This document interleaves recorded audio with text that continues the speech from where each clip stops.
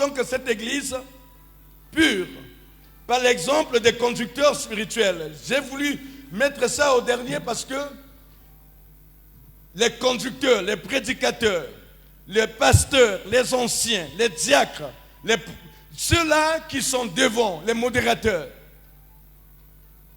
sont pour ceux qui sont dans la foule, pour la plupart des modèles. La pureté d'une église souvent est reflétée par la vie des leaders. Quelle qualité de leaders avons-nous? Pour ne pas parler de la communauté CERF, je vais parler de notre église ici. On était ici le mardi. Combien de leaders sont arrivés? On est ici le jeudi. Combien de leaders sont arrivés? Et quand j'ai l'habitude de dire, beaucoup arrivent parce qu'ils vont prêcher.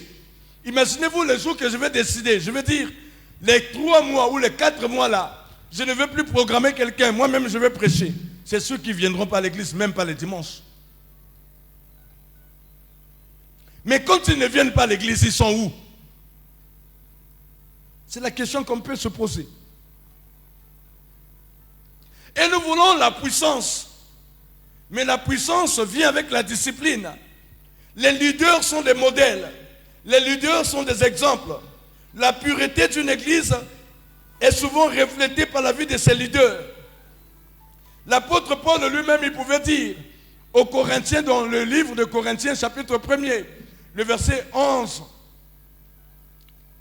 1 Corinthiens plutôt, chapitre 11, le verset 1er. Il dit, soyez mes imitateurs. On doit imiter qui? Paul. Mais qui était Paul? C'était quelqu'un qui craignait Dieu. C'est quelqu'un qui avait le zèle pour Dieu. Capable de se sacrifier, de mourir pour lui. Capable de se livrer. Donc, un leader qui vit la pureté engendre un peuple pur. Je veux parler aux pasteurs. Je veux parler aux anciens. Ici, je parle même à ceux-là qui nous écoutent. Je parle aussi à notre communauté. Nous devons veiller sur notre pureté. On n'est pas pur quand on est du haut de la chair. Qu'est-ce que nous faisons quand nous sommes hors de la chair? Quelle vie menons-nous? Ne soyez pas étonnés qu'un jour on va avoir des pasteurs francs-maçons dans notre communauté comme dans d'autres communautés aujourd'hui.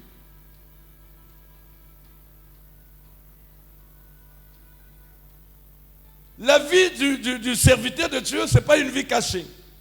C'est-à-dire que tu as accepté de servir le Seigneur, mais tu es un homme public, un homme exposé. On peut même aller fouiller aujourd'hui. Je bénis le Seigneur parce que ce n'est pas encore arrivé chez nous, ça va arriver certainement un jour. Comme à Kinshasa, où tu fais des choses en cachette, il y a quelqu'un qui a des films, on te filme en secret. Il y a tes vidéos quelque part. La force de notre église dépendra de la force de nos leaders.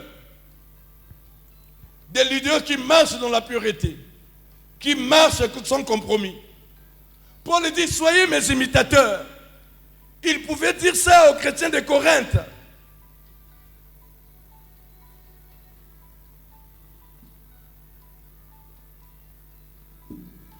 Un Thessaloniciens chapitre 2, le verset 10, il dit, vous